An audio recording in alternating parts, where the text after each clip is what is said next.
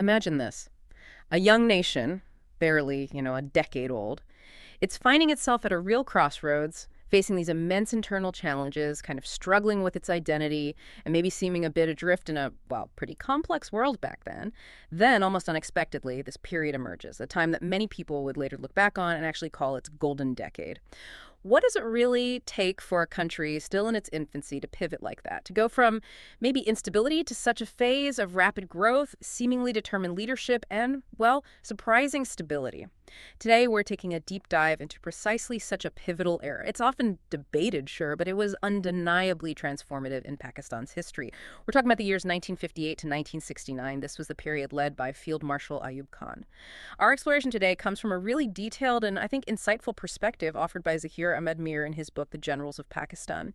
It's a fascinating look at how this young nation navigated its most critical early years under a pretty singular vision. So our mission in this deep dive is to unpack what made this golden decade so significant. But, also to look a bit beneath the surface, we want to understand the quite dire circumstances that brought about this really dramatic shift in governance, and also the monumental, often sweeping changes that were implemented right across the country. And of course, the complex, lasting legacy it forged for Pakistan. We'll explore how a nation under direct military rule embarked on this really ambitious journey. We're talking reform, major infrastructure development, and serious economic growth. It became, for a time anyway, a kind of model for other nations. It's a compelling paradox, isn't it? When you think about how a military takeover, which you often perceive as a sign of instability, could actually usher in an era celebrated for its stability and progress. We're going to explore what our source, Zaheer Ahmad Meer, tells us about this critical juncture. We'll delve into the mechanisms and the impact of this, really remarkable period. Okay, so let's unpack this right from the very beginning. Let's set the scene. October 1958. Our source takes us to a truly momentous occasion for Pakistan. Because, it marked the very first time the nation came under direct military rule. Field Marshal Ayub Khan, he was this towering figure in Pakistan's military history. He assumed charge. Now, the stated justification for this really dramatic move, as detailed in the Generals of Pakistan, was pretty clear. It was, and I quote, not for power's sake, but to rescue Pakistan from paralysis. So what exactly did paralysis imply about the state of Pakistan before October 1958, and what kind of rescue was envisioned here? I mean, it sounds like a country truly on the brink. It seems crucial for us to understand that context. Oh, absolutely. It's vital to grasp the profound sense of crisis that preceded Ayub Khan's takeover. Before October 58, Pakistan was, it was indeed in a state of deep political and administrative disarray. Paralysis actually captures it quite accurately. You see, after independence in 1947, the country had really struggled to establish stable democratic institutions. What we saw was this dizzying succession of political leaders, 4 prime ministers in just 2 years right before Ayub Khan. These were often weak coalition governments, just plagued by infighting, corruption allegations, and frankly, an inability to make decisive policy decisions. The political landscape was fractured. You had regional rivalries, a constant struggle for power. It all undermined any attempt at cohesive governance. Wow, 4 PMs in 2 years. That really paints a picture of instability. Exactly. And economically, the situation wasn't much better. It was equally bleak, really. Growth was stagnant, budget deficits were climbing, and there was just this general lack of strategic planning. Infrastructure development lagged way behind, and the nascent industrial sector, it just struggled to get off the ground. The administrative machinery, inherited from the British colonial system, was often inefficient, susceptible to political interference. It just made the sense of governmental impotence even worse. So when Ayub Khan spoke of paralysis, he was articulating a widely felt public frustration. Frustration with a system that just seemed incapable of delivering progress or stability. The rescue he envisioned, it was a promise of strong, centralized leadership that could cut through this political gridlock, this administrative inertia, and implement reforms with speed and authority. The aim was to inject dynamism and purpose back into the nation's governance. It was framed, as an essential intervention, almost surgical, really, to save the country from itself. That detailed context really helps paint a vivid picture. A nation just yearning for direction, for stability. And in that atmosphere, Ayub Khan made some incredibly powerful pledges, resonant pledges, as history would show. Stability, reform, and growth. These weren't just empty words, were they? They were a direct address to the prevailing anxieties, and they set this clear, ambitious agenda for his administration. Can you explain how these promises were perhaps designed to manage public expectations, and more importantly, how they really set the stage for the transformative decade that was about to unfold? Well, these pledges were absolutely foundational. They acted as a direct response, almost, as I said, surgical, to that perceived paralysis. They established a clear mandate for the new administration. The promise of stability. That was the direct antidote to the political chaos that had plagued the country. It aimed to reassure a populace just weary of frequent changes in leadership, the constant threat of governmental collapse. It signaled an end to that revolving door of governments, and the beginning of consistent, predictable governance, something desperately sought by citizens and, importantly, investors alike. Stability first makes sense. Then reform. This signaled an unwavering commitment to addressing the systemic issues holding the nation back. Everything from the inefficient civil service to those deeply entrenched socioeconomic imbalances, particularly in land ownership. This was a promise to restructure the state, restructure society, for greater efficacy and, supposedly, equity. And finally, growth. That was the beacon of hope, promising economic upliftment, increased prosperity, a better quality of life for all citizens. It spoke to the aspirations of a young nation, eager to demonstrate its potential on the global stage.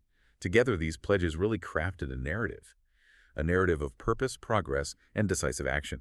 They effectively established the parameters for what would become known as the Golden Decade. They conveyed this image of a proactive, interventionist approach to national development. A sharp departure, really, from the reactive and often indecisive governance that preceded it. And, well, it set very high expectations for the military government's performance. Okay, so with those foundational promises laid out, Ayub Khan's administration starts to take shape. And the Generals of Pakistan highlights this core characteristic of its approach: disciplined governance. Now, this wasn't just a slogan, was it? It sounds like a fundamental methodology that reshaped the state. What did this disciplined governance actually entail in practice? How did it manifest itself in terms of efficiency, order, and what sounds like a much more centralized decision-making process compared to before? You're right, disciplined governance in this context truly marked a significant shift. It aimed for swift implementation, clear lines of authority. It really refers to a system characterized by an emphasis on efficiency, order, and a highly centralized, often quite top-down, decision-making process.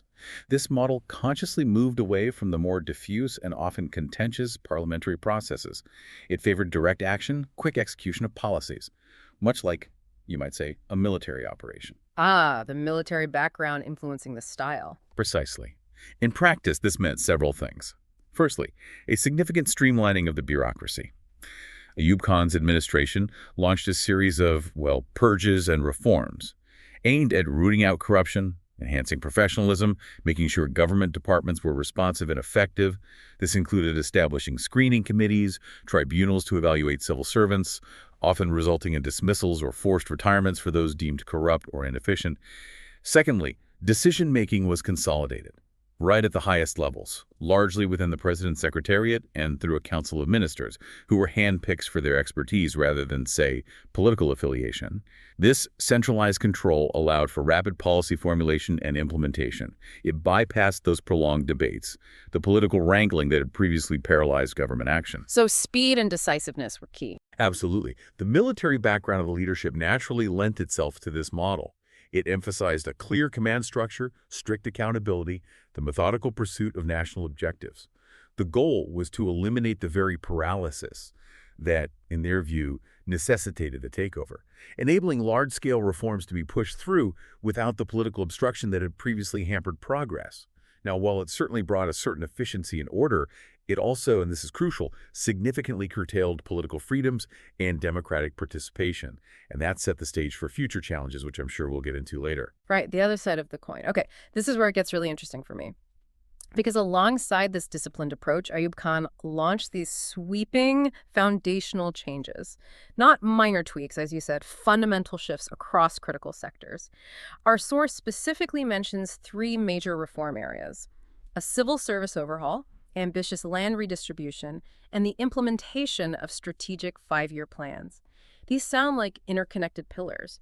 Can you explain how these three, civil service, land, and economic planning, how did they intertwine? How did they work together to build this robust new foundation for the country?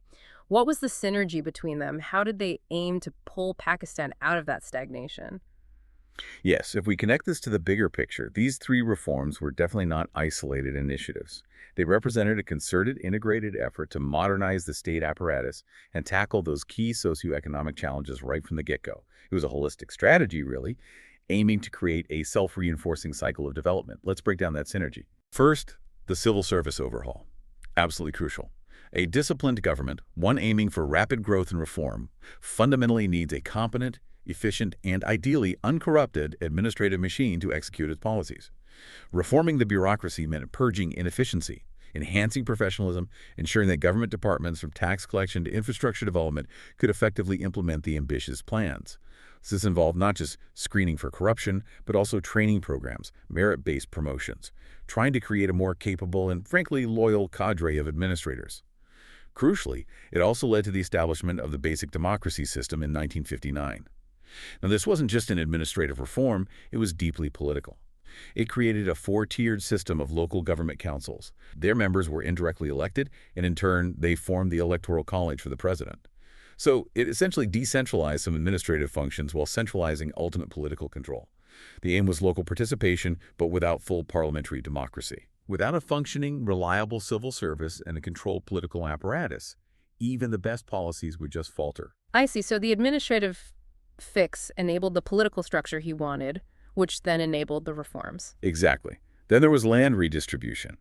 In Pakistan's predominantly agrarian society, land ownership was historically concentrated in the hands of a few very powerful feudal landlords. This led to vast social, economic, and political inequalities. The 1959 land reforms aimed to tackle this by imposing ceilings on land ownership. I think it was 500 acres of irrigated land, 1,000 acres of non-irrigated. Land above these ceilings was acquired by the state and then redistributed to landless tenants and small farmers. The goal was multifaceted: reduce rural poverty, empower a larger segment of the rural population by giving cultivators a direct stake in their output, and importantly, try to break the political power of that feudal class. Now, the actual acreage redistributed and the number of beneficiaries, that's debated. Some powerful families certainly found loopholes. But conceptually, it was the significant step towards unlocking economic potential in the agricultural sector, which was still the backbone of Pakistan's economy. A major shakeup, even if imperfectly executed. Definitely. Finally, the five-year plans. These provided the strategic roadmap, the overarching framework. They were comprehensive blueprints for national development, setting ambitious targets for economic growth, industrialization, infrastructure. They ensured that reforms in areas like the civil service and land weren't just happening in isolation, but were part of a larger, coordinated national effort. For instance, increased agricultural output resulting from land reforms would feed into the economic plans. Providing raw materials for nascent industries like textiles and sugar, contributing to overall GDP growth, and the reformed civil service. That would be the primary vehicle through which these plans were formulated, implemented, and monitored. Ensuring resources were allocated efficiently, targets were met. So together, these three pillars formed a robust, integrated strategy, designed specifically to pull Pakistan out of its paralysis and establish a trajectory of sustained development, creating a new, more stable foundation for the young nation. But it does raise an important question, doesn't it? How does such foundational reforms, implemented under a centralized system, impact a nation's long-term trajectory, especially when you're balancing economic gain with, well, political participation? That interconnectedness really does highlight the ambition, the holistic nature of the vision. And it speaks volumes, doesn't it, that this period, characterized by such comprehensive and disciplined efforts, didn't just see growth. It actually became known as the Golden Decade of Pakistan. What does a designation like that truly imply about the general perception and maybe the actual achievements of the era? I mean, it's not a title given lightly. It suggests a deep sense of progress. Oh, the designation Golden Decade is incredibly significant. It implies a period of exceptional progress, stability, and prosperity, especially when you contrast it with the preceding years of political and economic instability. It's a retrospective framing, certainly, but it's one rooted in tangible achievements. For the general populace, it would have meant visible improvements in daily life, greater food security, more job opportunities in these burgeoning industrial centers, a more stable, predictable political environment after years of chaos. This fostered a strong sense of national direction, optimism even. So real noticeable change for ordinary people. Yes, and for the state, it reflected undeniable success in implementing major reforms, executing those large-scale projects, achieving significant economic milestones. GDP growth averaged over 6% annually during this period, a remarkable figure for a developing nation then. This economic success was also paired with a heightened sense of national pride, confidence on the international stage. Now, some historians later debated the golden aspect, pointing to underlying political grievances, regional disparities, but at the time, and for many looking back, the visible progress across various sectors, agriculture, industry, infrastructure, it was so profound that the term felt appropriate. It essentially became a benchmark against which future periods of governance and economic performance would often be compared. Solidifying Ayub Khan's era as a time of transformative change and national uplift, it really was a testament to the visible, widespread impact these foundational changes had. Absolutely. And maybe nothing symbolized this ambition, this tangible impact, more than the mega projects that rose across the landscape. Our source specifically points to two iconic names that still resonate today: the Mangla and Tarbela dams. These aren't just names, they represent monumental engineering feats. What did these projects signify for Pakistan beyond just their physical presence? What sort of vision did they embody? What was fascinating here is how infrastructure projects of this scale, they just transcend their immediate utility. They become powerful national symbols. Mangla and Tarbela weren't just colossal engineering feats. They were concrete manifestations of Pakistan's aspiration for self-reliance, for modernization, a bold vision for its future. They symbolized a decisive break from past stagnation, demonstrating that a young nation with strategic planning and, importantly, international cooperation could dream big, could execute projects on a truly international scale. International cooperation was key then. Very much so. The construction of these dams was part of the larger Indus Waters Treaty settlement between India and Pakistan, brokered by the World Bank. That treaty allocated the waters of the western rivers, the Indus, Jhelum, Chenab, to Pakistan. Building these dams was crucial to harness those waters effectively. So beyond their functional role, they instilled this deep sense of national pride, collective achievement. They showcased Pakistan's capability to undertake and complete ventures that would fundamentally reshape its economic and social landscape for generations. These weren't just facilities, they were a statement of intent, signaling to its own citizens and to the world that Pakistan was serious about its development trajectory, willing to invest massively, engage internationally to secure its future. They literally sculpted the country's physical and economic geography. So not just about building big things, as you say, but a truly strategic move towards national independence, resource control. The Generals of Pakistan details their vital role in securing water for agriculture, foundational, obviously, for an agrarian society, and their immense contribution to energy security, providing electricity for industrial growth. Ultimately, the source says, these projects were crucial for strengthening Pakistan's reliance on self-sufficiency. Why was this drive for self-sufficiency so critical for Pakistan at this particular stage, especially in terms of water and energy? What were the long-term benefits they were aiming for? For a developing nation like Pakistan, with its predominantly agrarian economy and a growing population, self-sufficiency in critical resources like water and energy, it's not just an advantage, it's almost an existential imperative. For survival, for sustained growth. Economically, securing water for agriculture through the massive storage capacity and irrigation networks provided by Mangla and Tarbela directly boosted food production. This reduced Pakistan's reliance on costly food imports, especially wheat and rice. That stabilized domestic prices, and it freed up valuable foreign exchange, money that could then be redirected to other developmental needs like industrial machinery or education. It was a fundamental step towards feeding its own people. Makes sense. Control your food, control your destiny, in a way. Precisely. And energy security, achieved through the hydroelectric power generated by these dams, was equally transformative. It fueled the burgeoning industrial sector, provided a stable, affordable, and indigenous power supply crucial for factory operations, urban development, expanding small and medium enterprises. Before this, Pakistan was heavily reliant on imported fossil fuels. That made its economy vulnerable to global price fluctuations, drained its foreign exchange reserves. Indigenous energy sources provided stability, predictability for industrial planning. So less vulnerability to outside forces. Exactly. And geopolitically, achieving self-sufficiency in these vital resources reduced Pakistan's vulnerability to external pressures, fluctuations in global markets. It significantly enhanced its national resilience, its autonomy. It strengthened the nation's bargaining position on the international stage by demonstrating its capacity to manage its own resources to secure its future. For Pakistan, remember, only recently independent, navigating complex regional dynamics, including its relationship with India, achieving this level of self-reliance was a powerful statement, a statement of economic sovereignty. its commitment to charting its own independent course. These dams were indeed massive, multi-generational steps towards ensuring Pakistan could stand on its own feet, providing the essential lifelines for both its agricultural heartland and its industrial aspirations, effectively insulating it from external vulnerabilities in key sectors. And building on that self-sufficiency, particularly in agriculture, our source vividly describes the Green Revolution. This wasn't just, incremental growth. It was a fundamental agricultural transformation. It involved introducing high-yield seeds, expanded irrigation, mechanized farming techniques. We're talking surging wheat and rice production here. I mean, this sounds like a total game changer for daily life, directly impacting food on every table, but also for the broader economy. Can you delve into the specific mechanisms of this revolution and its immediate impact? It truly was a monumental shift. It fundamentally reorganized the agricultural landscape, transforming that traditional subsistence farming into a more modernized, productive system. The Green Revolution in Pakistan, which really took off in the mid-1960s, was driven by a combination of, scientific innovation and strategic policy support.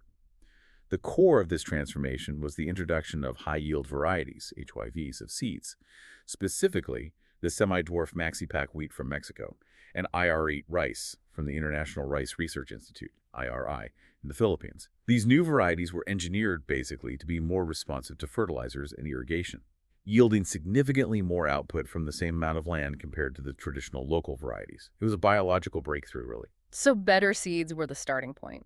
Yes, but coupled with this, the expanded irrigation infrastructure from those megadams ensured a reliable, controlled water supply.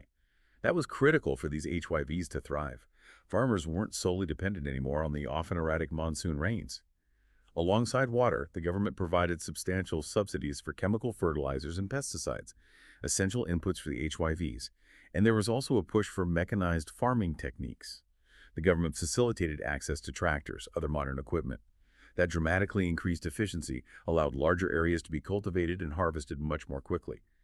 This comprehensive approach, this technological package, seeds, water, chemicals combined with mechanization, had a transformative effect.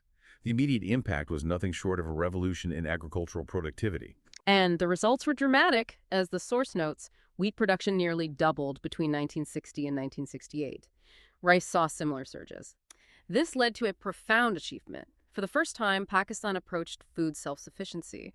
Now, if we connect this to the bigger picture, achieving food self-sufficiency is, as you said, monumental for any developing country, frees up resources, enhances national stability. But such rapid transformation often has complex implications, doesn't it? What challenges, maybe unforeseen at the time, might arise from such a rapid, intensive shift in agricultural practices, even with all its immediate benefits? That's a crucial point, and something historians often reflect upon. While food self-sufficiency is undeniably a massive achievement signaling greater national security, economic stability, rapid agricultural transformation of this scale often introduces new complexities. It creates winners and losers. One significant challenge that emerged was equity and social stratification.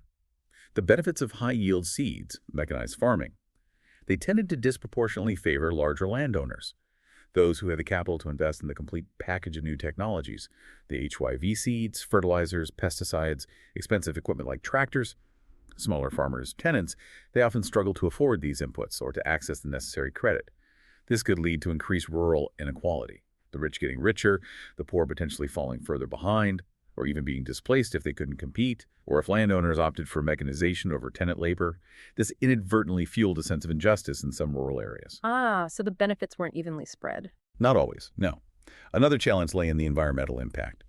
These intensive farming methods relied heavily on chemical fertilizers, pesticides. While they boosted yields, over time they could lead to soil degradation, water contamination, a loss of biodiversity.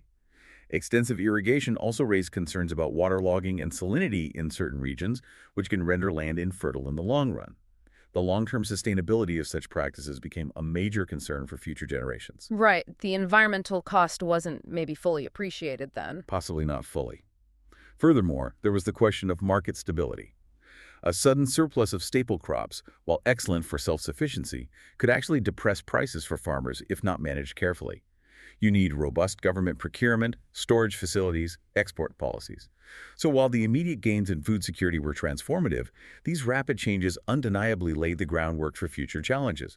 Challenges related to social equity, environmental stewardship, and the structural vulnerabilities of an input-intensive agricultural model that would need careful navigation in subsequent decades. And yet, despite those potential underlying challenges, the immediate impact was undeniably positive and widespread.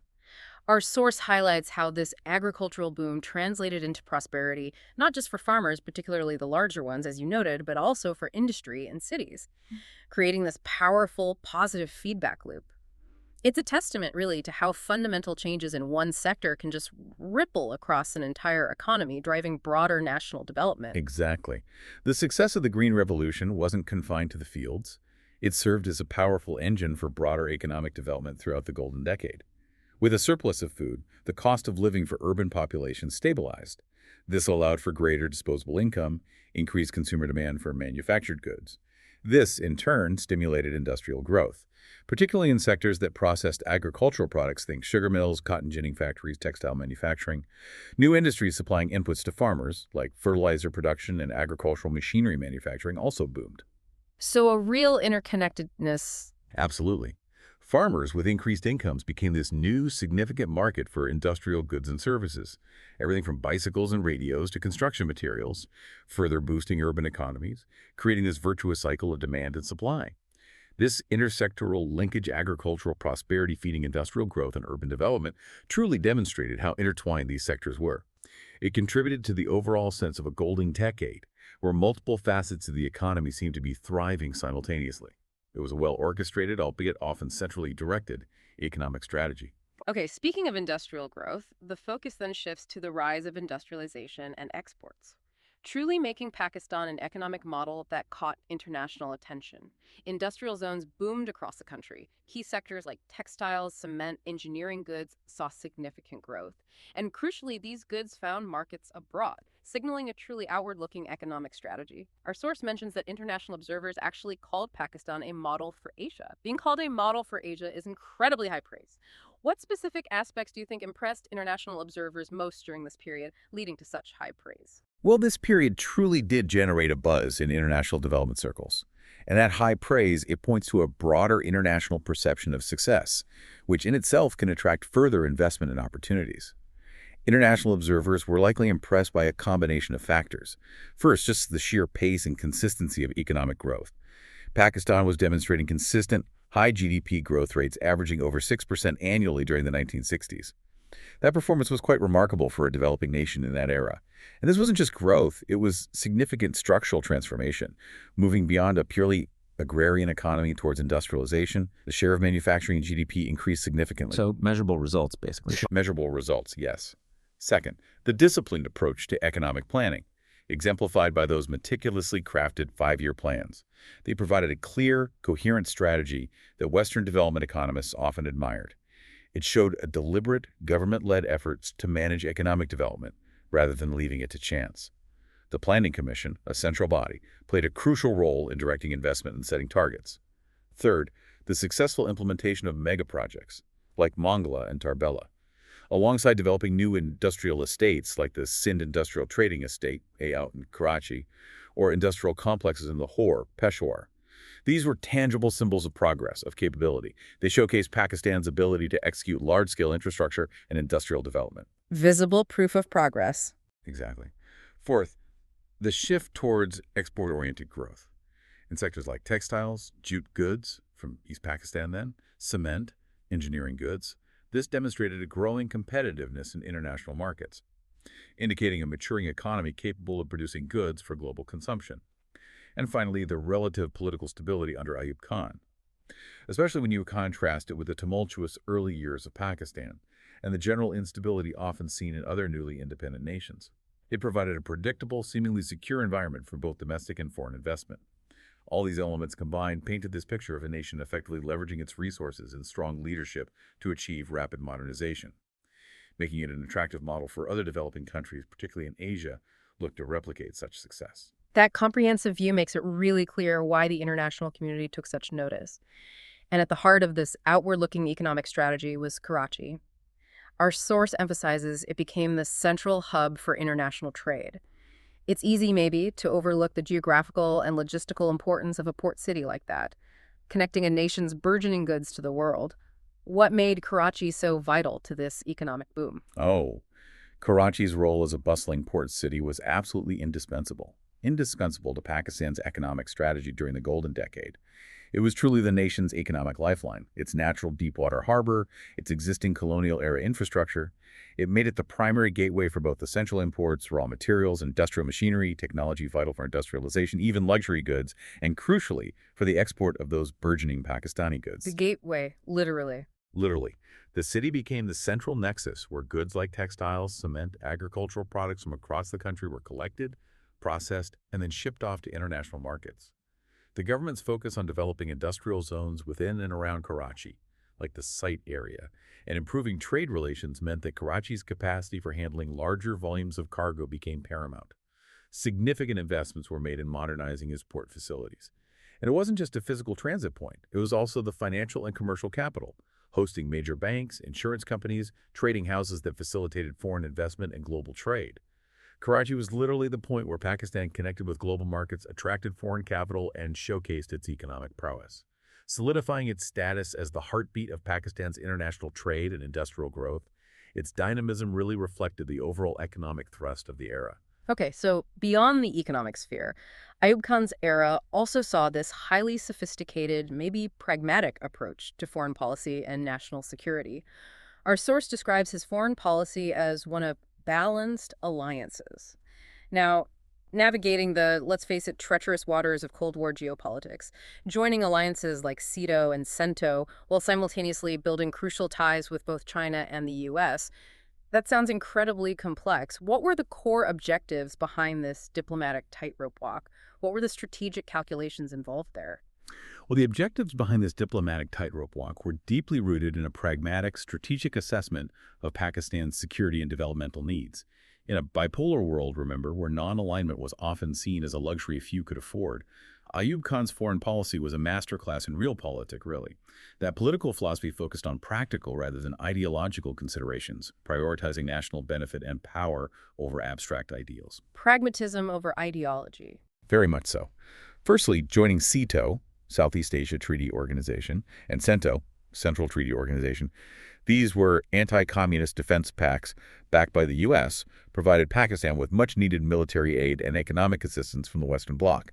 This was critical for modernizing its defense forces, acquiring advanced weaponry, like those F-86 Sabres we'll talk about, and bolstering its security against perceived regional threats, particularly from India.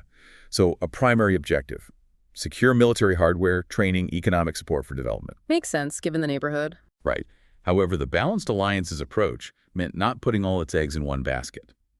Maintaining crucial ties with China, even as Pakistan was a key ally of the U.S., was a remarkably astute and, you could say, forward-thinking move.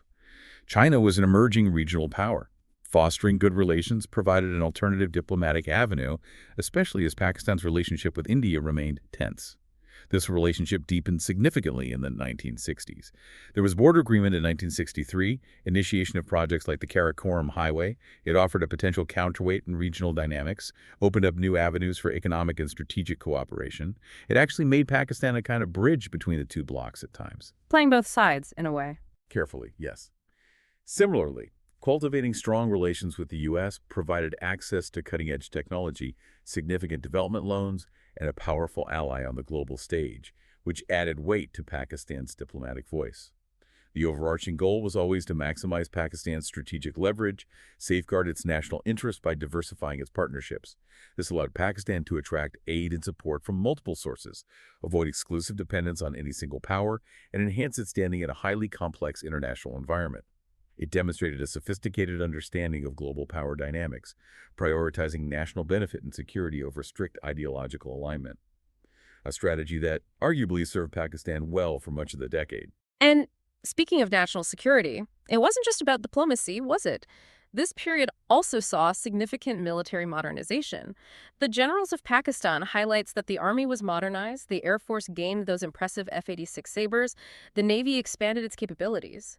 What's truly fascinating here, as the source suggests, is this integrated approach, understanding that robust economic development needs to be safeguarded by a strong defense. This raises an important question for me. How did these modernization efforts contribute to Pakistan's confidence on the global stage and its ability to actually pursue those diplomatic objectives? objectives you just outlined. Well, the modernization efforts across all branches of the military significantly bolstered Pakistan's confidence on the global stage. It enhanced its perceived strength, its deterrent capability. A modern, well-equipped military is often seen as a cornerstone of national sovereignty, right? A country's ability to protect its interests, especially in a volatile region. The acquisition of advanced weaponry, like those state-of-the-art F-86 Sabres for the Air Force, it not only provided a qualitative edge in air combat, but it also signaled to allies and adversaries alike that Pakistan was a serious, capable player in the region. The Army underwent extensive training, re-equipping, enhancing its operational readiness. The Navy expanded its fleet, extending Pakistan's maritime reach. So it backed up the diplomacy with real muscle. Exactly. This military strengthening directly complemented the diplomatic strategy of balanced alliances. A modernized defense force made Pakistan a more attractive, more credible partner in pacts like SEATO and CENTO. It could contribute meaningfully to collective security arrangements. Furthermore, it projected this image of a nation that was not only economically progressive, but also militarily robust, capable of defending its newfound prosperity, asserting its voice in international affairs. This synergy between a modern defense and astute diplomacy created a stronger, more confident national identity. It allowed Pakistan to engage with greater self-assurance on the global platform. It also gave the leadership greater confidence in confronting regional challenges. Though this would also have its own complex consequences, particularly thinking about the 1965 war against India. Right, we'll probably touch on that later. It's clear from our source, though, that defense and diplomacy moved hand in hand, illustrating this cohesive national strategy. It wasn't just separate ministries working in silos, was it? It sounds like an integrated approach to national power and influence, almost like different arms of the same body. Absolutely.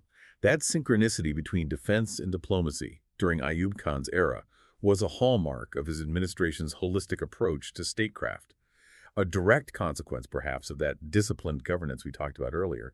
Diplomatic alliances, particularly with the U.S., directly facilitated military modernization through substantial aid, weaponry, training programs. This infusion of resources allowed for those significant upgrades we just discussed. In turn, a stronger, more confident military provided greater leverage, greater credibility to Pakistan's diplomatic efforts. It meant Pakistan could negotiate from a position of enhanced strength, whether in regional disputes or engaging with global powers. This created a mutually reinforcing cycle. Diplomatic engagements backed by military capability and military development supported by strategic foreign relations. This integrated strategy allowed Pakistan to navigate those treacherous Cold War waters with a degree of autonomy and assertiveness that might not have been possible if these two pillars of national power had operated independently. It underscored a centralized, disciplined vision for national security and international standing, showcasing a sophisticated coordination rarely seen, perhaps, in newly independent states at the time. Okay, so we've talked about all this remarkable growth, the reforms, the mega projects, the international recognition, truly fitting the name Golden Decade. But, and this is important, the Generals of Pakistan provides a crucial nuance. It reminds us that the decade was not without trials. It specifically mentions political dissent, rising opposition, and importantly, the seeds of future unrest. So even within a golden decade, there were clearly challenges brewing beneath the surface. What forms did this political dissent and rising opposition take, and how significant were these seeds of future unrest in potentially undermining the long-term success of the era, leading eventually, of course, to Ayub Khan's fall in 1969? Yes, if we connect this to the bigger picture, no period of rapid change, however economically successful, is without its social and political frictions. It's absolutely vital to acknowledge these elements, as they often shape the subsequent chapters of a nation's history. And Ayub Khan's Golden Decade is a prime example of this. It does raise an important question, doesn't it? How might a singular focus on economic development sometimes inadvertently contribute to political discontent if it doesn't adequately address broader political participation and equity? A crucial trade-off, perhaps. Perhaps. The political dissent and rising opposition during Ayub Khan's Golden Decade, they primarily stemmed from the increasingly authoritarian nature of his rule. While disciplined governance was effective for implementing economic reforms, it came at a significant cost to democratic freedoms, political participation, that basic democracy system we mentioned earlier. It was designed to provide local representation, sure, but it essentially curtailed direct parliamentary democracy. It concentrated power in the hands of the president, effectively sidelining traditional political parties and the intellectual elite. This led to a growing sense of disenfranchisement among many. So the very system enabling reform also bred resentment. Exactly. Specific forms of dissent were varied. We saw opposition from established political figures, most notably Fatima Jinnah, the sister of the Quaid-e-Azam, Pakistan's founder. She challenged Ayub Khan in the 1964 presidential elections. Despite a restricted franchise under basic democracies, her campaign gained significant popular traction. It really highlighted underlying dissatisfaction.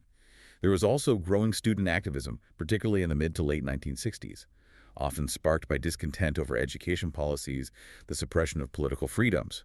Ironically, the Decade of Development celebrations in 1968, intended to highlight the regime's successes, became a flashpoint for widespread protests. Protests against perceived corruption, inequality, authoritarianism. These protests quickly escalated into broader labor unrest, urban riots, demanding better wages, political rights, and crucially, the restoration of parliamentary democracy. So the dissent wasn't just from the political elite. No, it became much broader. And crucially, the growing regional disparities were a significant seed of future unrest. While the overall national economy grew, many felt, particularly in East Pakistan, now Bangladesh, that the benefits were disproportionately concentrated in West Pakistan, especially in Punjab and Sindh. The Bengali population in East Pakistan felt politically marginalized, economically exploited. This led to a resurgence of Bengali nationalism demands for greater autonomy. Events like the Agartala conspiracy case in 1968, where Sheikh Mujibur Rahman and others were accused of sedition, further inflamed sentiments in East Pakistan. This was a major fault line. The East-West divide was deepening significantly then. Profoundly. And the 1965 war with India, despite a narrative often pushed to military success, also contributed to the unrest. The outcome was inconclusive, and the subsequent Tashkent Declaration, where Ayub Khan met Indian PM Shastri under Soviet mediation, was viewed by many Pakistanis as a kind of betrayal, or at least a letdown. This led to significant public disillusionment, political challenges to his leadership. The significance of these seeds really cannot be overstated. They weren't just minor irritants, they represented fundamental tensions. Tensions between economic progress, guided by an autocratic hand, and the aspirations for greater political freedom, equitable representation, regional autonomy. While the decade saw impressive material gains, the political vacuum and the suppressed dissent created these deep fault lines. These eventually culminated in a widespread popular movement, forcing Ayub Khan to step down in March 1969. He handed power to General Yahyak, marking the end of his golden decade and setting the stage for Pakistan's turbulent political landscape in the decades that followed, including, tragically, the events leading to the separation of East Pakistan. It really highlights the complex interplay between economic success and political legitimacy. A critical lesson, perhaps, for any developing nation. Despite these significant challenges, which clearly foreshadowed future complexities and ultimately led to his downfall, our source does reaffirm the overall outcome, that Ayub's era left Pakistan stronger, more confident, and better equipped. It's a powerful summary, isn't it? Albeit a complex one, given everything we've just discussed. It is. And that affirmation underscores that, irrespective of the political grievances brewing and the ultimate ending of his rule, the tangible achievements of the era in terms of nation-building economic strength, enhanced security, were undeniable. They left an indelible mark. Stronger refers to those robust economic foundations laid by industrialization, the Green Revolution, making the nation more self-reliant, more productive. This also includes the institutional strengthening of the civil and military apparatus. More confidence speaks to the national pride derived from those mega-projects, the international recognition as an economic model, a modernized military, projecting an image of capability and progress on the global stage. And better equipped points to the upgraded physical infrastructure, the improved administrative machinery, a more diversified economy, all designed to support future growth and navigate challenges. It's a recognition that while the political chapter of his rule ended controversially, the physical and economic transformations under Ayub Khan significantly advanced Pakistan's development trajectory. They left a formidable foundation, even if the political costs were ultimately very high. So, as we wrap up this deep dive into Field Marshal Ayub Khan's golden decade, it's clear that it truly was Pakistan's first sustained, deliberate experiment in stability, economic growth, and national modernization. The sheer ambition, the scale of the projects, the singular will to transform a young nation from the ground up, it's remarkable to behold, really, especially considering the nascent state of the country at the time. His landmark dams, the agricultural revolution he fostered, that determined push for industrialization, as we've discussed today, they really do remain pillars of national strength. They are tangible reminders of a period of intense development that fundamentally reshaped Pakistan's economic and physical landscape. Ultimately, what emerges from the generals of Pakistan is the broader legacy of his vision, a vision of a Pakistan that was modern, disciplined, and resilient. And yet, this era, while widely lauded for its significant development and stability, also contained those seeds of future unrest we meticulously explored. It really prompts us to consider a timeless question, one that's universally relevant for any nation striving for progress. How do societies effectively balance rapid economic and infrastructural development, which often seems to require centralized authority and disciplined implementation, with the imperative for genuine political participation? How do you address diverse regional voices, ensure equitable distribution of benefits? What crucial lessons can be drawn from Pakistan's Golden Decade? Its triumphs, yes, but also its unaddressed tensions for other developing nations today.